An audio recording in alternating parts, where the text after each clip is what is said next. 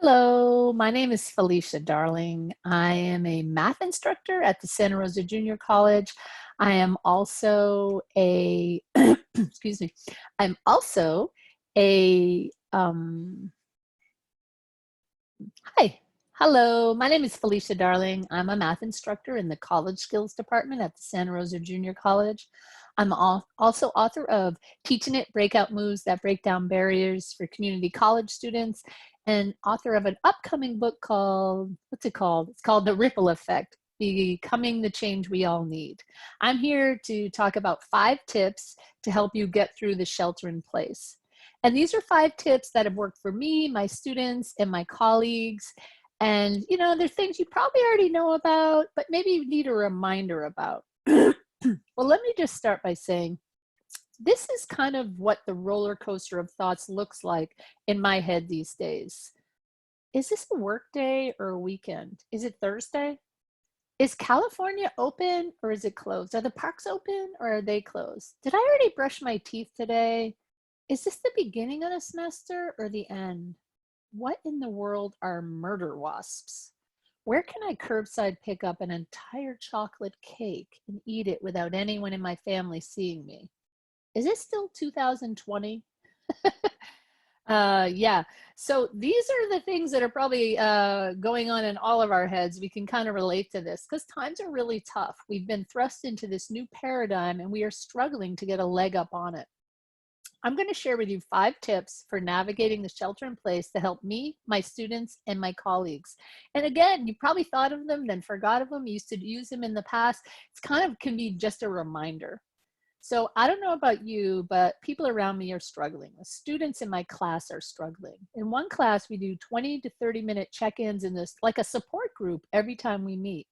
And students are telling me, excuse me, that they're missing sleep, they have lost income, they have anxiety, they feel depressed, they feel tired, they're up, then they're down.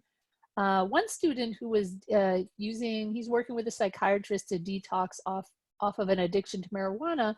He told me that this connection that we formed in the class over the last 8 weeks is what got him through the semester. So my tip number 1 is stay connected. Call those people from your past who you haven't talked to in a long time. Zoom with them, FaceTime with them. Go to groups. I joined a meditation group that I've always missed down in Monterey. It's so far away. Now I can access them because of Zoom. Go to dance parties. Stay connected. So that's my tips number 1. You probably already knew that. It's just a reminder to think about new ways that you can stay connected. So when I go to meetings, I'm noticing that people are frustrated with technology. And the people at the meetings who are juggling the home office work and parenting, they look especially overwhelmed. I feel my heart goes out to them. And some people are having more trouble than others, right? Making the emergency transition to online work. Even for someone like me who loves the challenge of figuring out how I'm going to give high quality instruction online to my students, I'm really tired, right? And I've really had to up my games in terms of self-care. So, and even on days when I feel really amazing, I've done a dance party for these 4th grade students and I'm like, hi, looking at their cute faces and they're so adorable. And then I go and talk to someone who's feeling down, boom, I'm down. So there's a lot of this going up and down, up and down. And these ups and downs are very normal. They're really part of this navigating this unprecedented level of uncertainty. So tip number 2, tell yourself when you're feeling totally whacked out, like that's normal. This is a normal response to a really big, challenging situation. It's a global pandemic. Moving on to tip number 3. Of course, all of us know it's common to engage in our go-to coping strategies in times of distress. Many of us are drinking more, we're eating more, we're arguing more, we're withdrawing more. And although we're starting to achieve some level of equilibrium, still, it may be a little bit shaky, a little tenuous at times. So this tip comes from the experts. Establish routines and schedules. So you can establish routines around exercise, work, waking, sleeping, and eating. I've blocked out my day now. So I have 8 to 10. I used to have classes, so now I'm going to segue into 8 to 10 is going to be writing. So I get up every day. I know there's this thing I got to do from 8 to 10, and then I go for a walk. So I'm trying to routinize my day to give me more structure. Also, developing rituals around sleep is part of that, making routines and schedules, and that can really help your sleep too, because missing sleep right now is not a great thing. So tip 3, establish routines and schedules. Tip 4, get professional help. If you're like me, I'm one of the lucky people that still have my income. I have health insurance. I'm one of the lucky people in the US, and I have all those assets available to me. In my work, Santa Rosa Junior College, we have an employee assistance program, and I can use that to get 6 free therapy sessions. But I meet with a therapist every week via Zoom, and that helps me to check in. It's someone I can check in with who's a professional. Also, I met with a Kaiser wellness specialist yesterday to talk about diet, because for some reason, I used to eat a portion, right?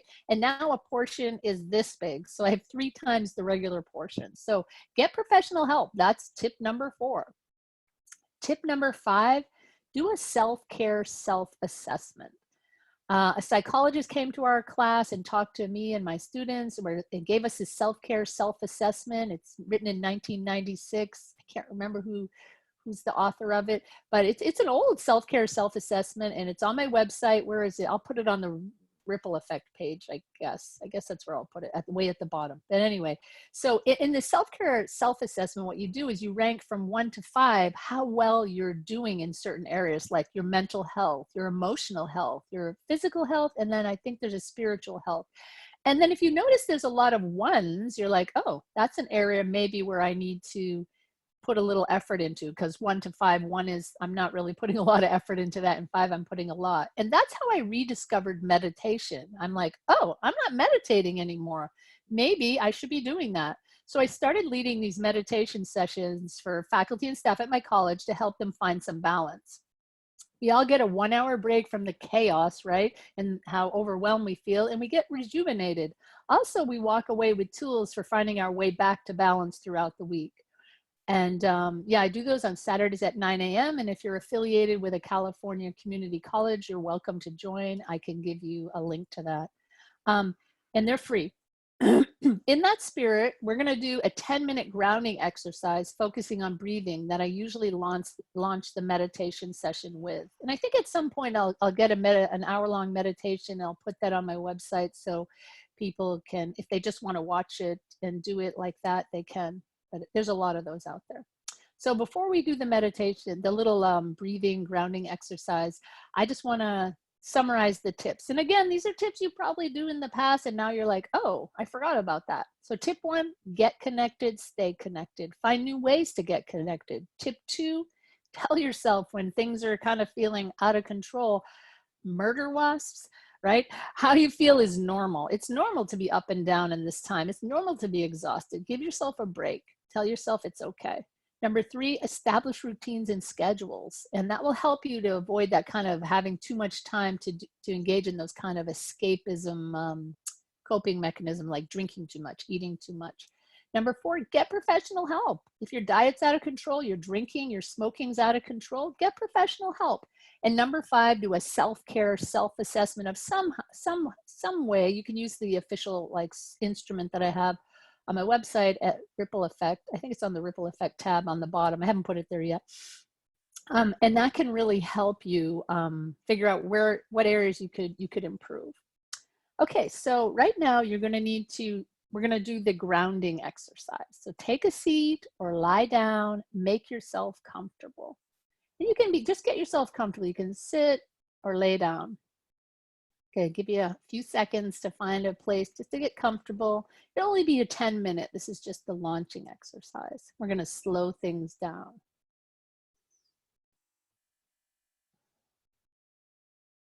Okay, now you're sitting in a chair, you're laying down, sitting on the floor on cushions.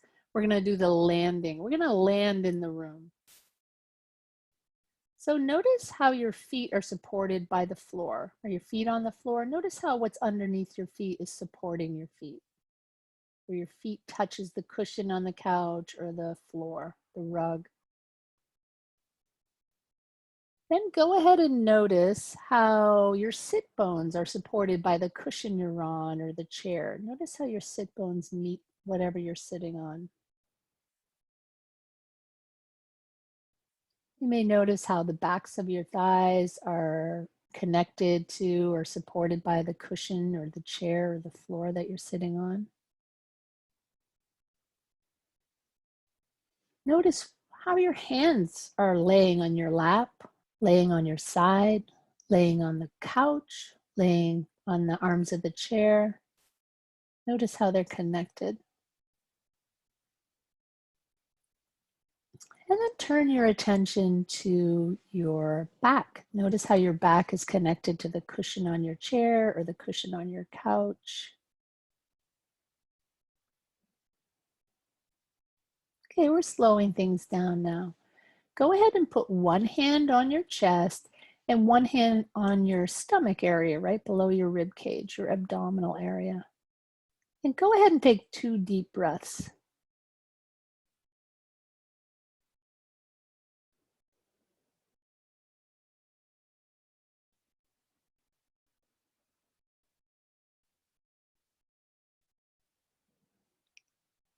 You may notice that your chest rose a little bit while you were doing that deep breath.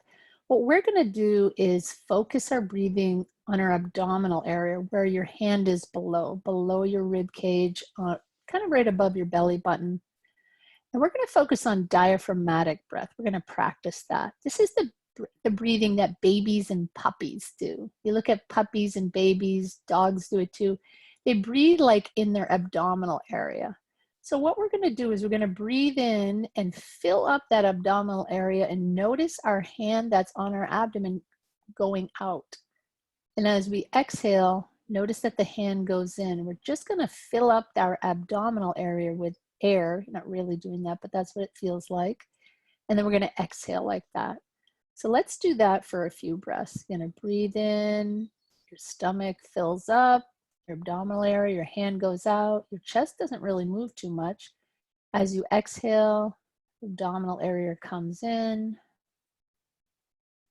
Let's try do 2 more of those at your own speed.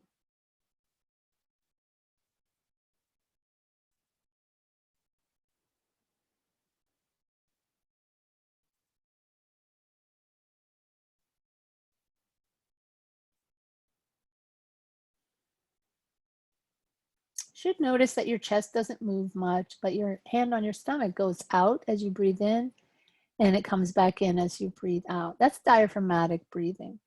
And if you want to continue with that as we do some of the other little exercises here, feel free to. But if you want to do the cup filling, maybe you're familiar with that. You know, when you fill a cup with milk, the milk pours in, it fills the bottom, then the middle of the cup, then the top. And if you pour the milk out of a cup, the top empties first, then the middle, and then those last drops empty out of the bottom. We're going to focus on that filling the cup breath. If you want, though, keep doing the diaphragmatic breathing. In case you just don't want to do this, it's just too complicated right now. You're too complex right now, and you're like, I'm going to stick with diaphragmatic breathing. Okay, so with the filling the cup, we're going to take a breath in, filling at the bottom first, the diaphragmatic breathing. Fill the middle part of your chest and then the top part of your chest. As you breathe out, you empty first at the top part of your chest, the middle, and then the lower abdominal area. Again, as you breathe in, fill the bottom part of the cup, the abdominal area, the middle, and then the chest. And as you breathe out the top, middle, the bottom. So let's do 3 breaths at your own pace. You're either doing diaphragmatic breathing or the cup, filling the cup breathing.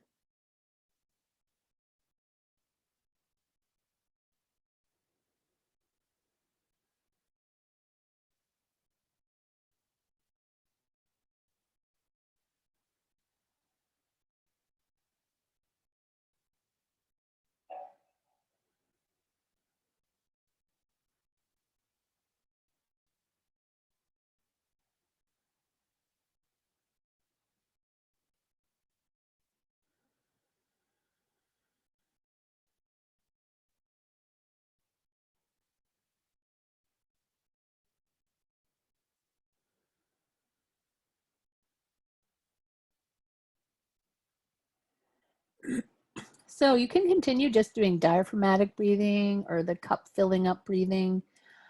We're going to add something else to this. When you inhale, you're going to we're going to do smile breathing. So you're going to inhale, smile, exhale, just let go. So as you inhale, you're kind of almost smiling in the air.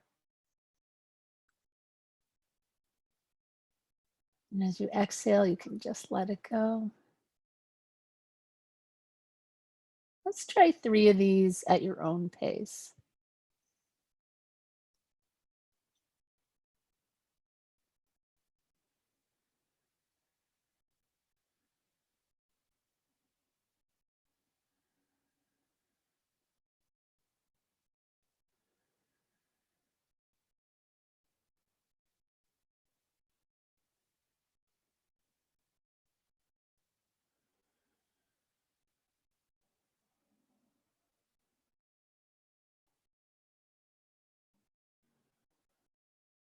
At this point, you may notice you're feeling calmer, your breathing is slowed down, breathing more in your abdominal area. When you smile, breathe in, it feels pretty good, like breathing in sunshine, right? You feel like it's a sunny day. As you breathe out, you feel relaxed. I think we have a little time to do a little bit of experimenting with a body scan that I made up. It's in my book, The Ripple Effect, and it's called Little Points of Light. Most of the time, body scans say, focus on a part that doesn't feel good, you know, and then let it go. We're not doing that. We're going to focus on a couple little points of light that feel sublime. They just feel good. They're just the right point for you right now in your body. But let's focus on, because, you know, with Zoom and everything, I think our upper part of our body could use the most help. Let's focus on that part, your upper chest, maybe up where your hand is, or your upper back, either area there. You're going to find one point of, just one point. Let's find one point on our front of our chest first. Find just one point that feels good. And we're going to breathe into that point with a smile and then breathe out. So just one point. Breathe in and smile at that point and breathe out. You might notice that that point is finding other points that also feel good, and you're starting to get a little area, just a little area that feels really good. Go ahead and breathe into that area. Just one point that feels really good. Okay, let's focus on the upper back. Just find one point on the left or the right. You just need one point. If your back hurts, don't go to that point. Go to the point that feels good. One tiny point. And once you've found that point, breathe in and smile at that point. And breathe out. Breathe in and smile at that point. And breathe out. You may find that that point found another point that also feels really good in your upper back. Go ahead and breathe in at that point. And breathe out.